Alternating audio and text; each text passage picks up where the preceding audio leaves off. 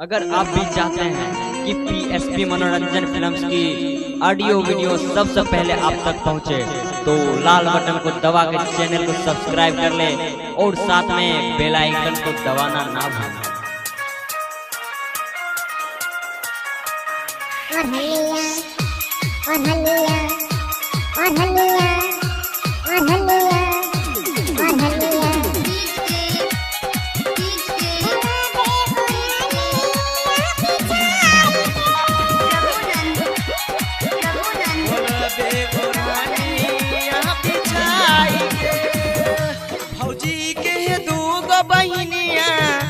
एगो पूजा एगो रनिया, भौजी के दूगो बहिनिया, एगो पूजा एगो रनिया।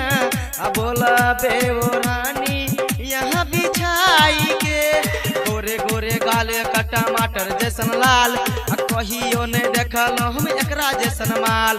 गोरे गोरे गाले का टमाटर जैसन लाल, कहियो ने देखल हम एकरा जैसन माल। भौजी के दूगो बहिनिया, एगो पूजा एगो रनिया। बोल बेओ रानी यहाँ बिछाई के, बोल बेओ रानी यहाँ बिछाई के। P.s.p मनोरंजन फिल्म बिथान बाजार समस्तीपुर।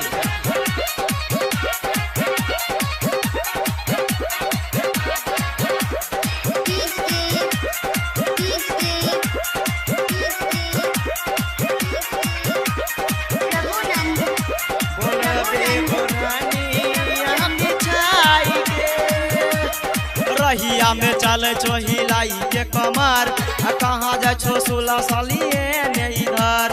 रहिया में चले छो हिलाई के कमर, रहिया में चले छो हिलाई के कमर, कहाँ जा छो 16 सालिए ने इधर। भौजी के दूगो बहिनिया, एगो पूजा एगो रनिया। बोला बेओ रानी यहाँ बिछाई के, बोला बेओ रानी यहाँ बिछाई के।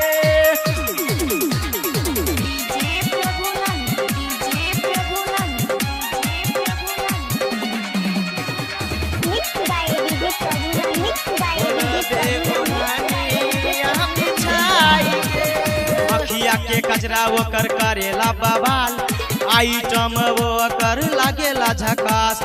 अखिया के कचरा वो कर करेला बवाल, अखिया के कचरा वो कर करेला बवाल, आइटम वो कर लागेला झकास। भौजी के दूगो बहिनिया, एगो पूजा एगो रनिया। बोला बेओ रानी यहाँ बिछाई के, बोला बेओ रानी यहाँ बिछाई के।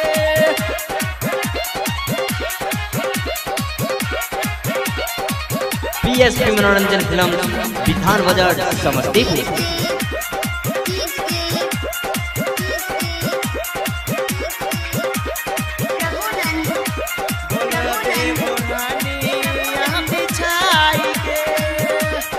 रहिया में चले इते नागिन जैसन चाल, सनोज दीवाना देखी भेल बेहाल। रहिया में चले इते नागिन जैसन चाल, रहिया में चले इते नागिन जैसन चाल, सनोज दीवाना देखी भेल बेहाल। भौजी के दूगो बहिनिया, एगो पूजा एगो रनिया। बोला बेओ रानी यहाँ बिछाई के। P.s.p मनोरंजन फिल्म बिथान बाजार समस्तीपुर।